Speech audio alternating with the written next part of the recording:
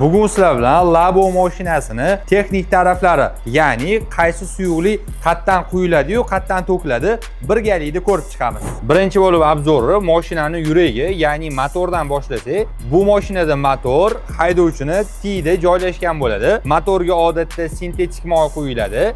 5 ga 40 moyini tavsiya qilgan bo'lardim. Sababi odatda ko'pchilik buni yuk ortishga ishlatadi va bularda gaz bo'lgani sababli 5 ga 40 sal quyuqroq moy quyganimiz ma'qul va 208 atrofida moy ketadi. Necha litr antifriz ketadi? O'zini bachog'i ham bo'ladi va radiator orqali ham bunga antifriz quyiladi. Zavoddan ko'k rangdagi antifriz bilan chiqib keladi va 4 litr atrofida antifriz ketadi. Havo filtri qayerda joylashgan bu kichkina mashinani deydigan bo'lsanglar, yo'lovchini sidenasini ro'pparosi tiyida joylashgan bo'ladi. O'zi havo filtri ishi nima?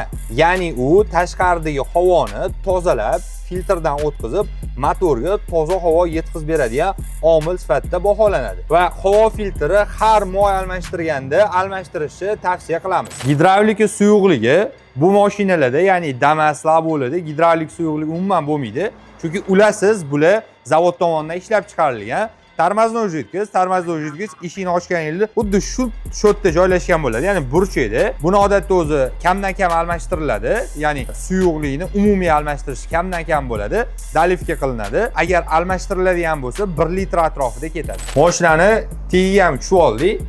Tepamda motor poddomi joylashgan. Aynan xuddi shu joyda moy saqlanadi.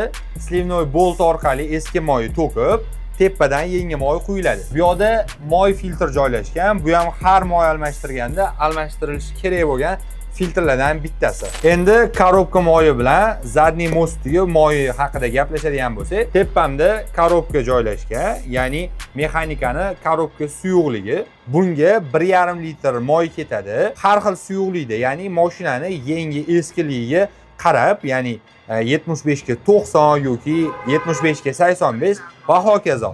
Va orqada ko'rib turganinglardek zadniy most. Bu yoqqa ham xuddi shunaqa suyuqlikdagi moy ketadi.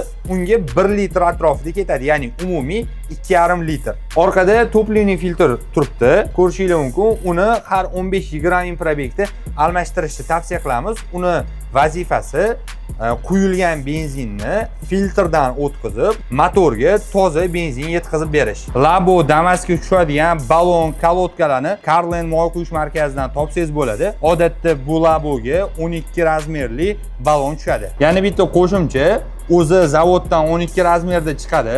Mashinani chiroyliroq qilish uchun, qulayroq qilish uchun 13-14 razmerlarni taqib olishyapti. Carlandda shu aytilgan xizmatlarning hammasi mavjud.